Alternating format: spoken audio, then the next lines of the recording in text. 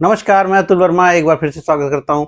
ये अगले हफ्ते में यानी जो 21 जुलाई से हफ्ता शुरू होगा, 28 जुलाई को लगभग समाप्त होगा। उस पूरे के पूरे जो ट्रेडिंग का हफ्ता है, उस हफ्ते के दौरान बाज़ारों में क्या बड़े इवेंट्स हैं, उनकी हम चर्चा करेंगे इस वीडियो में। इंडिया में क्या है, ग्लोबल क्या है और कहाँ पर जो है रिएक्शंस आपको ज़्यादा देखने को मिल सकते हैं, यानी किन चीज़ों के ऊपर ज़्यादा फोकस आप करना चाहिए। निफ्टी बैंक निफ्टी के लेवल्स क्या हो सकते हैं वीकली आधार पर, इसकी बात मैं करने की कोशिश करूँगा। तो जो सबसे महत्वपूर्ण दिन होगा वो मंडे होगा भारतीय बाज़ारों के लिए, क्योंकि मंडे को हम कई बड़े रिजल्ट के ऊपर रिएक्ट करते हुए दिखाई पड़ेंगे। बैंकिंग जाइंट एचडीएफसी बैंक, आपका आईसीआईसीआई बैंक, रिलायंस, इन तीनों ही प्रमुख कंपनियों के रिजल्ट शुक्रवार शनिवार में आए हैं। तो उनका जो है मार्केट के ऊपर काफ़ी इम्पैक्ट रहेगा। तो 2 मिनट जरूर हम बात करेंगे रिजल्ट के। और एचडीएफसी का रिजल्ट उतना बेहतर नहीं दिखता है कंपैरेटिवली। आईसीआईसीआई बैंक का रिजल्ट थोड़ा अच्छा दिखता है। मैं कंपैरिजन दोनों का आपके सामने रखूंगा, लेकिन अगर हम सबसे पहले एचडीएफसी बैंक के रिजल्ट की बात करें तो और इसका इम्पैक्ट ना सिर्फ बैंकिंग स्टॉक्स यानी बैंक निफ्टी पर होगा, बल्कि पूरे के पूरे मार्केट के ऊपर असर होगा। क्योंकि टीसीएस ने कोई बहुत अच्छा रिजल्ट नहीं दिया था, आईटी वैसे ही ड्रैग कर रहा है। ऐसे में अगर बैंकिंग सेक्टर की तरफ से भी बढ़िया रिजल्ट नहीं आएंगे और बाकी जो मेजर सेक्टर्स हैं और मेजर स्टॉक्स हैं, अगर वो अच्छा परफॉर्म नहीं करेंगे तो मार्केट थोड़ा तो प्रॉब्लम में रहेगा। विगत कुछ दिनों के अंदर अगर आप देख रहे हैं तो मार्केट उसी नाते थोड़ा नीचे की तरफ गिरा भी है और 25,000 के नीचे आकर के अब क्लोज भी किया है। अब यहाँ से रिकवरी के लिए जरूरी है कि बड़े बैंक बड़े स्टॉक्स ये अच्छा परफॉर्म करें, लेकिन रिजल्ट थोड़ा सा प्रॉब्लमेटिक दिखाई पड़ते हैं। अब एचडीएफसी बैंक से उम्मीद जरूर थी कि खराब रिजल्ट लाएगा ये एचडीएफसी बैंक, क्योंकि बैंकिंग के ऊपर प्रेशर था। लेकिन अगर आप इनका जो वन टाइम इन्होंने प्रॉफिट बनाया है, जो कि जाहिर सी बात है जो बड़ा पैसा इनका शेयर बेच करके आया, वो एचडीबी फिनांस करके जो आईपीओ आया, तो वहां पर बड़ा स्टेक सेल हो गया। इसी तरह से रिलायंस ग्रुप में भी, अभी मैं उसके रिजल्ट की चर्चा करूंगा, वहां पर भी जो वन टाइम प्रॉफिट बना है एशियन पेंट के शेयर को बेच करके एक बड़ा पैसा रिलायंस ने बनाया है, नहीं तो वो रिजल्ट भी खराब दिखाई पड़ता है। तो अगर हमने ये जो स्टेक सेल किया है एचडीएफसी बैंक, इसको हटा दें तो जो इनका नेट प्रॉफिट है जो कि इस क्वार्टर का आया है करीब 16,000 करोड़ के आसपास, ये पिछले बार के अपेक्षा बराबर में, ये कोई बहुत ज्यादा अंतर नहीं है। स्टेक आप हटा दीजिए तो करीब करीब 9,128 करोड़ हो जाएगा, जो कि पिछली बार के बराबर में ही आएगा। अब अगर नेट प्रॉफिट एडजस्ट कर दीजिए स्टेक सेल के बराबर बाद, तो आपका नेट प्रॉफिट जो आता है वो 7,130 करोड़ के आसपास आता है। जो अब अगर यहाँ पर क्वार्टर एंड क्वार्टर प्रॉफिट की बात करिए तो तकरीबन 52% आप 62% जो है profit quarter and quarter basis पे घट जाएगा। ईयर ऑन ईयर बेसिस पर 56% प्रॉफिट घट जाएगा अगर हम ये एडजस्टमेंट को हटा देंगे। तो एडजस्टमेंट इसलिए क्योंकि हर बार तो आप आईपीओ लेके नहीं आएंगे, तो क्योंकि मार्केट जब रिजल्ट को देखता है तो वन टाइम जो चीज़ें आती हैं उनको हम मान के चलते हैं कि अगली बार तो नहीं आएगा। लेकिन ठीक है, रिजल्ट खराब नहीं है, लेकिन जब उसको आप थोड़ा सा और डाइसेक्ट करेंगे और अच्छे से एनालाइज करना चाहेंगे तो अंदर में कुछ गड़बड़ी दिखाई पड़ती दिख रही है। और इसीलिए नेट प्रॉफिट और आपका ईयर ऑन ईयर बेसिस पर और क्वार्टर एंड क्वार्टर पे नुकसान का दिखता है। वहीं पर एनपीए जो है प्रोविजनिंग है वो भी बढ़ी है, क्योंकि क्वार्टर एंड क्वार्टर जो है 11,509 करोड़ की हुई है, ईयर ऑन ईयर 12,171 करोड़ की है। दोनों ही थोड़ा सा बढ़ते हुए दिखाई पड़े हैं। आपका बैंकिंग सेक्टर से जो रिटेल बैंकिंग है वहां पर भी करीब करीब क्वार्टर ऑन क्वार्टर प्रॉफिट जो है करीब 40-45% घटता हुआ दिख रहा है। होलसेल में भी वही कहानी है, 40-50% के आसपास प्रॉफिट घटता हुआ दिख रहा है। कुल मिला जुला करके ये जो बोनस दिया है इन्होंने और एक पे एक स्प्लिट किया है, इसके नाते, और जो वन टाइम प्रॉफिट आया है जो आपका आईपीओ के नाते, उसके नाते स्टॉक का जो पहली नज़र में अगर आप देखते हैं तो खराब रिजल्ट नहीं लगता। लेकिन जैसे ही आप वन टाइम प्रॉफिट को हटा दीजिए, रिजल्ट काफ़ी खराब दिखने लगता है। तो मार्केट इसके ऊपर रिएक्ट कर सकती है। ओवरऑल ओके टाइप का रिजल्ट है तो बहुत बड़ा परफॉर्मेंस खराब नहीं करेगा कल, आप देख सकते हैं। लेकिन हो सकता ये है कि यहाँ से लेकर के अगले एक क्वार्टर के बीच में एचडीएफसी बैंक कोई बहुत बड़ा आउट परफॉर्मर साबित ना हो और बैंकिंग जो इंडेक्स है उसके ऊपर ये पर्टिकुलर स्टॉक दबाव बनाए, या फिर जब भी बाजारों में तेजी आए तो ये शेयर उतना ज़्यादा बढ़ के ना जाए। क्योंकि अगर वन टाइम नहीं होता तो स्टॉक का जो रिजल्ट है वो काफ़ी खराब दिखाई पड़ता। अब ये जो बोनस इशू किया है इन्होंने, एक पे एक स्प्लिट किया है, 5 रुपए शायद बोनस है, तो उसके नाते एक आम पब्लिक के बीच में थोड़ा सा इंटरेस्ट रहता है, तो वही है। तो मेरे हिसाब से कोई बहुत अच्छा रिजल्ट इनका आया नहीं है। इसके बाद अगर हम बात करें रिलायंस की तो कहानी कुछ वैसी ही दिखाई पड़ती है, क्योंकि वन टाइम प्रॉफिट इन्होंने भी एशियन पेंट बेच करके निकाल लिया। लेकिन उस तरह से अगर आप देखिए तो अदर इनकम का जो सोर्स है इनका बढ़ा है, क्योंकि हर बार अदर इनकम आता है, चाहे वो FY25 का Q1 हो Q4 हो, दोनों में ही करीब 4,000 करोड़ के आसपास इनका अदर इनकम होता था। इस बार अदर इनकम कितनी है? 15,196 करोड़, 119 करोड़, मतलब करीब करीब आप 11-12 करोड़ के आसपास आपका जो है अदर इनकम बढ़ा है। 11-100 करोड़ के आसपास, मतलब 1200 करोड़ के आसपास का अदर इनकम अगर आप हटा दीजिए तो फिर जो है नेट प्रॉफिट करीब 2.5% से क्वार्टर ऑन क्वार्टर पे डाउन हो जाएगी, और सेल्स जो है करीब क्वार्टर ऑन क्वार्टर पे आपकी 6% डाउन हो जाएगी, और बाकी नेट प्रॉफिट भी घट जाएगा। ओवरऑल वही चीज़ है कि कंपनी डीग्रोथ दिखाई है। टेक्निकली अगर आप देखें रिलायंस को वन टाइम प्रॉफिट को हटा दीजिए, जो कि एशियन पेंट के शेयरों को बेच के आया, तो कंपनी डीग्रोथ की तरफ दिखती है। तो यानी मेजर दो बड़े जाइंट जो हैं कोई बहुत अच्छा परफॉर्मेंस नहीं कर पाए हैं रिजल्ट पॉइंट ऑफ व्यू पर, चाहे वो रिलायंस हुआ चाहे एचडीएफसी और रिलायंस का जो दबाव है उतना ज़्यादा नहीं दिखता है अभी, लेकिन रिलायंस अगर अंडर परफॉर्म करेगा तो पूरा स्टॉक मार्केट अंडर परफॉर्म करता है, या यूँ कहिए तेजी आने में दिक्कत होती है। एचडीएफसी अंडर परफॉर्म करता है तो बैंकिंग और बाकी निफ्टी पे जो है परफॉर्मेंस में असर तो दिखाई पड़ेगा। आईसीआईसीआई बैंक का कमोबेश रिजल्ट अगर आप एचडीएफसी की तुलना में देखें तो बेहतर नजर आता है। आईसीआईसीआई बैंक उतना बुरा नहीं करके गया है जितना आपका और यहाँ पर एचडीएफसी ने किया। एक्सिस बैंक भी ओवरऑल ठीक रिजल्ट नहीं ला पाया था, इसीलिए वो 6% डाउन हो गया था। यहाँ पर अगर हम लोग बात करें कुछ बड़े पैमानों पर आईसीआईसीआई बैंक और एचडीएफसी में तुलना करें तो जो लोन ग्रोथ का पोर्टफोलियो है आईसीआईसीआई बैंक का करीब करीब 6.9% से बढ़ा है, वहीं कारपोरेट लोन का जो एरिया है वहां पर 7.5% की ग्रोथ हुई है। एचडीएफसी बैंक में जो रिटेल ग्रोथ है लोन का वो करीब करीब 8% का हुआ है, लेकिन जो कारपोरेट लोन है वो एकदम से घटा है, एचडीएफसी बैंक का 1.7% पर गया है। यानी कारपोरेट जो कि मेन पैमाना होता है किसी भी बड़े बैंक से जो पैसा लेते हैं कॉर्पोरेट ज़्यादा लेते हैं, वहाँ पर बड़ा ड्रैग लगा है इस बार एचडीएफसी बैंक को, 1.7% का ही आया है। तो इस संदर्भ में आईसीआईसीआई बैंक के रिजल्ट ओके हैं, मतलब थोड़े बेहतर हैं एचडीएफसी की तुलना में। वहीं पर रिटेल वर्सेज होलसेल का नंबर अगर आप देखें तो एचडीएफसी बैंक में करीब करीब 49.11 का होलसेल रिटेल आंकड़ा आया है, वहीं आईसीआईसीआई बैंक का 47.53 का आया है, तो ओवरऑल बराबर है। अगर आप एनपीए की बात करिए तो आईसीआईसीआई बैंक का एनपीए घटे हैं, डिक्लाइन किए हैं 14% से, वहीं पर जो एचडीएफसी बैंक है उसके एनपीए घटे नहीं हैं, सस्टेन कर गए हैं, तो वो एक प्रॉब्लम है। यहाँ पर जो बैंक का जो पीसीआर है करीब करीब 75 के आसपास चल रहा है, लेकिन एचडीएफसी का थोड़ा सा ऊपर है।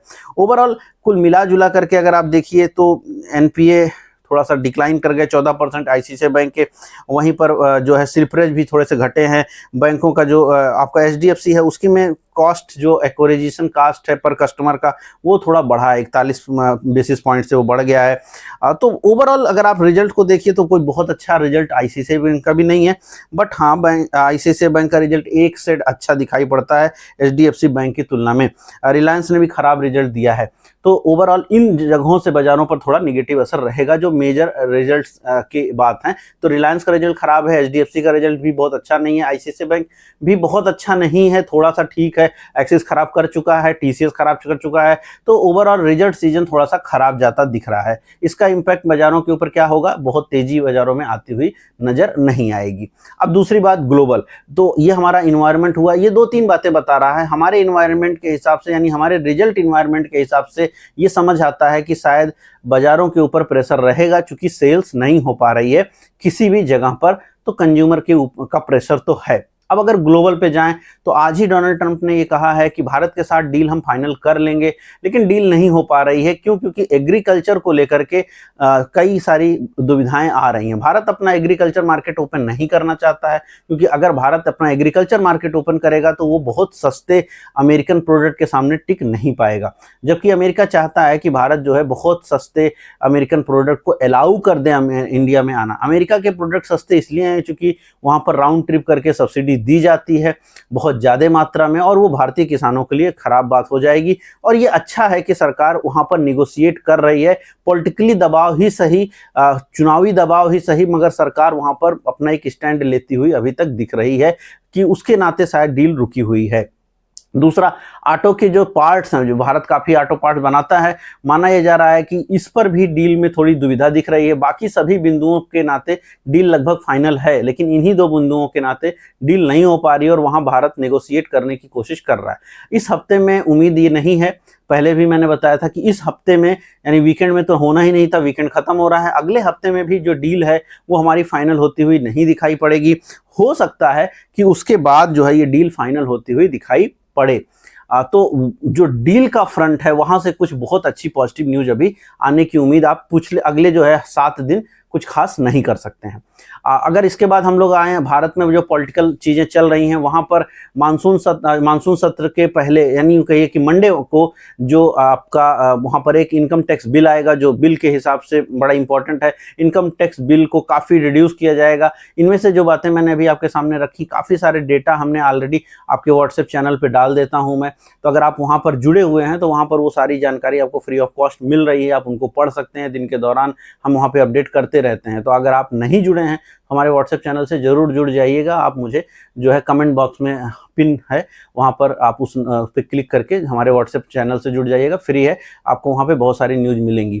तो कल जब वहाँ पर मंडे को, यानी जब वहाँ पर बात होगी तो सदन में ये रखा जाएगा, इसके ऊपर चर्चा होगी और इसका इम्पैक्ट जिस तरह से आएंगे इसमें जो बिल में प्राविधान होंगे उसके हिसाब से अभी चर्चा होगी, पास नहीं होगी। वर्ष 2026 में इनकम टैक्स बिल आपका नया वाला लागू किया जाएगा, चर्चा होगी और उस चर्चा में की दौरान भी बहुत सारी चीज़ें आपको निकल के दिख सकती हैं। तो वो एक इम्पॉर्टेंट पॉइंट है। कोई बड़े बिल और पास होते हुए दिख सकते हैं, बिल्कुल उस पर चर्चा होती रहेगी। बहुत सारे सूत्रों के हवाले वाली खबरें आएंगी, वो भी काफ़ी ज़्यादा प्रभावित करेंगी। तो न्यूज आएंगी इस हफ्ते में काफ़ी ज़्यादा संसद से, या वहाँ पर कुछ नए बिल आने की उम्मीद से, और उसके नाते मार्केट में कुछ एक हलचल ज़रूर आपको देखने को मिल सकती है, बट वो स्पेसिफिक हो सकती हैं, स्टॉक वाइज स्पेसिफिक वो खबरें हो सकती हैं। इसके बाद जो प्रमुख बात रहेगी, कोई आरबीआई की तरफ से कोई मीटिंग उस तरह की चीज़ें शेड्यूल्ड नहीं है, लेकिन अमेरिका में शेड्यूल्ड हैं। वहाँ पर कुछ जो है फेड के चेयरमैन की तरफ से वक्तव्य आएंगे और वहाँ पर कुछ रेट कट की बात उठ सकती है। अगर वहाँ से कुछ पॉजिटिव बातें आती हैं तो वापस से बाजारों के लिए एक पॉजिटिव बात होगी। तो क्योंकि अभी अमेरिका में भी रिजल्ट्स आ रहे हैं, तो वहाँ पर जो रिजल्ट्स आएंगे उनके हिसाब से भी भारत में परफॉर्मेंस दिखेगा स्टॉक मार्केट का। तो न्यूज़ वाइज बड़ी खबरें आएंगी, लेकिन कोई बहुत बड़ी खबरें नहीं आएंगी। लेकिन ओवरऑल जो निगेटिविटी है बाजारों की, वो कहाँ ख़त्म हो सकती है, क्योंकि रिजल्ट्स अच्छे नहीं गए हैं तो मार्केट ने ड्रैग दिखाया है पिछले कुछ दिनों के अंदर। हो सकता है आपको कल भी या अगले 1-2 दिन में थोड़ी और ड्रैग मार्केट कर जाए, थोड़ा और गिरावट दिखाई पड़ जाए। निफ्टी के लेवल की चर्चा करिए तो 24,800 की रेंज जो है बाजारों के लिए, वहां पर आकर के संभवतः बाजार संभलते हुए दिखाई पड़ेंगे। क्योंकि अभी जहां हम क्लोज हैं 24,960 के आसपास में, ये यहां से लेके 24,800 एक बड़ा सपोर्ट जोन है। यहां पर 150 पॉइंट का ये जो एरिया है, इस एरिया में आपको बार बार बाजार के सपोर्ट दिखेंगे और वहां कहीं से भी बाजार आपकी रिवर्स करती हुई दिखाई पड़ सकती है।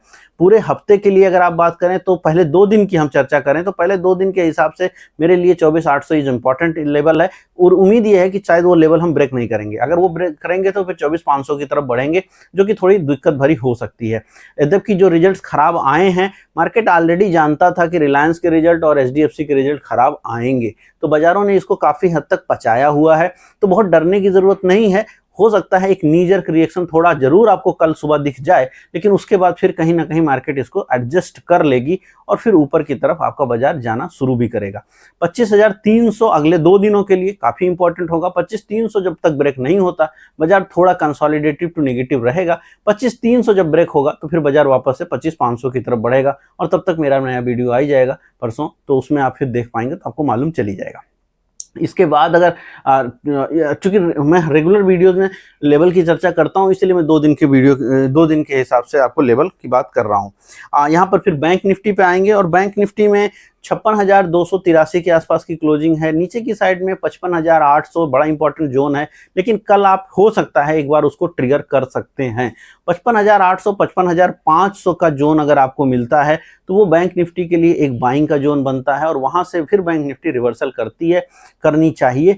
चूंकि एचडीएफसी और आईसीआईसीआई के रिजल्ट कोई बहुत तोड़ फोड़ नहीं है, निगेटिव ही हैं, बहुत ज़्यादा अच्छे नहीं हैं, तो बैंक निफ्टी पे थोड़ा दबाव रह सकता है। ऊपर की साइड में इधर की ये सपोर्ट जोन है 56,200 56,300 की, जहां पर अभी हम क्लोज हैं, ये सपोर्ट जोन है।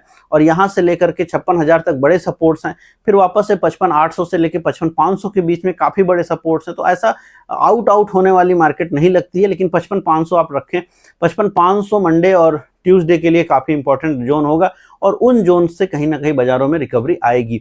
मंडे मॉर्निंग आप पहले 1 घंटे में बहुत ज़्यादा मंदी करने के बारे में मत सोचिएगा, क्योंकि मार्केट ऑलरेडी जानती थी खबरें खराब रहेंगी, खराब खबरें आई हैं, तो मार्केट अगर गिर के खुलेगी तो फिर रिवर्सल हो सकता है, जैसा आपने एक्सिस बैंक के केस में देखा है अभी कि बाजारों ने नीचे से रिवर्सल दिखा दिया। उसी तरह से पॉसिबल है कि खराब रिजल्ट आने के बावजूद भी स्टॉक्स में आपको रिवर्सल देखने को मिल जाए। तो ये बात पहले 1 घंटे जरूर फोकस कर लीजिएगा, उसके बाद ही आपको पोजीशन बनाने के बारे में सोचना चाहिए। बंदी करना यहाँ पर उतनी समझदारी शायद अभी नहीं होगी फौरी तौर पे। हाँ, अगर लेवल्स ब्रेक होंगे तो फिर आप कर सकते हैं, यानी पहले 1 घंटे के लेवल ब्रेक हो रहे हैं तो फिर आप कर सकते हैं। ऊपर के साइड में करीब वही है, जो आपका 56,200 से ऊपर अगर बाजार निकलती है तो फिर 57,000 और 57,000 के जोन में कहीं ना कहीं बाजार को फिर से रेजिस्टेंस देखने को मिलेगा अगले 2 दिनों के अंदर। तो ये बैंक निफ्टी का केस हुआ। अगर आप मिड कैप और स्मॉल कैप पे आइए तो चूंकि अगला पूरा हफ्ता जो है भयंकर रूप से रिजल्ट्स ड्रिवन रहेगा, बहुत सारे मल्टीपल रिजल्ट्स आएंगे, तो हर एक स्टॉक जिनमें भी आप काम कर रहे हैं ये जरूर देखिए कि क्या उसका रिजल्ट आने वाला है। रिजल्ट के पहले की पोजीशनिंग हमेशा जनरली पॉजिटिव होती है, क्योंकि मिड कैप और स्मॉल कैप स्टॉक्स में बहुत ज़्यादा रिपोर्ट्स नहीं आ पाती हैं। रिजल्ट के पहले बहुत रिपोर्ट नहीं आती हैं कि पर्टिकुलर स्टॉक का रिजल्ट कैसा आएगा। तो जनरली स्टॉक्स जो हैं रिजल्ट के ऊपर बिहेव करते हैं, या तो प्लस 10% 5% ऊपर खुल जाते हैं, या फिर प्लस माइनस 10% नीचे खुल जाते हैं। अगर खराब आता है तो नीचे। तो अगर आप कोई भी स्टॉक में इस समय काम कर रहे हैं और आपका निवेश का नजरिया नहीं है, सिर्फ ट्रेड का नजरिया है, और अगर वो एफएनओ में हो नहीं भी हो तो भी आपको बहुत सतर्क रहना चाहिए और ध्यान से पढ़ना चाहिए कि इस कंपनी का रिजल्ट कब आ रहा है, क्योंकि उसके हिसाब से स्थिति जो है बदलाव दिखा सकती है। तो स्टॉक वाइज मूवमेंट जो है इस समय उसके पीयर ग्रुप की कंपनियों के रिजल्ट कैसे आ रहे हैं और उस पर्टिकुलर कंपनी के रिजल्ट कैसे आ रहे हैं उसके ऊपर इंपैक्ट दिखेगा। तो स्टॉक्स के में बहुत सारा आपको प्लस माइनस जो दिखेगा उसमें रिजल्ट का काफी बड़ा फोकस हो सकता है, क्योंकि होगा ही, क्योंकि बहुत सारे रिजल्ट इस तरह में आने वाले हैं। तो ओवरऑल अगले हफ्ते की अगर हम चर्चा करें तो मेरे हिसाब से मार्केट का जो कंसोलिडेशन है वो बना रहेगा। कोई बहुत बड़ा सिग्निफिकेंट मूव आता हुआ नहीं दिखता है। ट्रेड डील फाइनलाइज संभवतः इस हफ्ते नहीं होगी, होनी भी है तो वो सैटरडे या रविवार में होगी, जो कि 7 दिन 8 दिन है। बीच में इन बिटवीन डोनाल्ड ट्रंप का मूड बन जाए, वो कुछ भी कह दें तो उसका एक असर अलग हो सकता है। वो तो किसी को पता है नहीं कि वो क्या कहेंगे, कल कब क्या कह देंगे। तो अगर वो कुछ नहीं कहते हैं तो ये सब बातें सही रहेंगी कि कुछ नहीं हुआ और मार्केट कहीं ना कहीं वापस से उन्हीं 400-500 पॉइंट के रेंज में साइडवेज बनी रह जाए। बाकी डे टू डे मैं आपको अपडेट करता ही रहूँगा। चैनल को सब्सक्राइब कीजिएगा अगर आप इस चैनल को सब्सक्राइब नहीं किए हुए हैं। दोनों चैनलों पर वीडियोस हमारे आने लगे हैं, आते रहेंगे अब इसी तरह से, तो आप दोनों ही चैनलों को जरूर सब्सक्राइब कर लीजिएगा।